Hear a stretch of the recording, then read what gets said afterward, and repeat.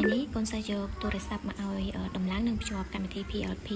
ដើម្បីអនុវត្តនៅផ្ទះថែមការដំឡើងនិងភ្ជាប់នោះក៏មិនមានអ្វីស្មុគស្មាញដែរជាដំបូងយើងគ្រាន់តែចូលទៅកាន់ Google នេះសម្រាប់ទូរស័ព្ទប្រភេទ Android រួចហើយបងប្អូនចូលទៅក្នុងកន្លែង Scan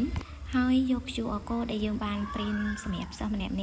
យកមក scan ដាក់នៅលើទូរស័ព្ទដៃរបស់កូននៅពេលដែលយើង scan ហើយវានាំយើងចូលទៅក្នុងគណនីរបស់យើងហើយបន្តមកទៀតវា load កន្លែង upload QR ម្ដងទៀតអញ្ចឹងពេលហ្នឹងយើងយក QR ដដែលហ្នឹងយកមក scan វាហើយពេលហ្នឹងវានឹងនាំយើងចូលទៅក្នុងគណនីយើងរួមជាមួយនឹង password របស់វានៅជាប់នៅនឹង auto តែម្ដងហើយរបៀបដាក់រូបភាពនៅលើ profile យើងចូលទៅក្នុង account គណនីរបស់យើងហើយយើងអូសវាឡើងទៅលើយើងឃើញកន្លែង upload រូបភាពអញ្ចឹងពេលហ្នឹងយើងអាចថតរូបក៏បានយើងអាចយករូបថតដែលមានស្រាប់នៅក្នុងទូរស័ព្ទដៃក៏បានដែរហើយបន្ទាប់មកយើងចុចពាក្យកែប្រែឲ្យវា load ពាក្យថាជោគជ័យនោះតើបយើងឃើញរូបភាពជាប់នៅលើ profile ពេល upload ហើយយើងចូលទៅក្នុងគណនីរបស់យើងហើយយើងអូសវាចុះមកក្រោម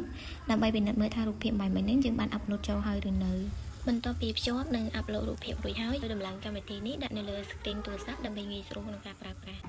ជាដំបូងយើងចូលទៅកាន់ផ្នែកចុច3នៃខាងស្ដាំដៃរួចហើយជ្រើសរើសយកពី Add Screen ឬក៏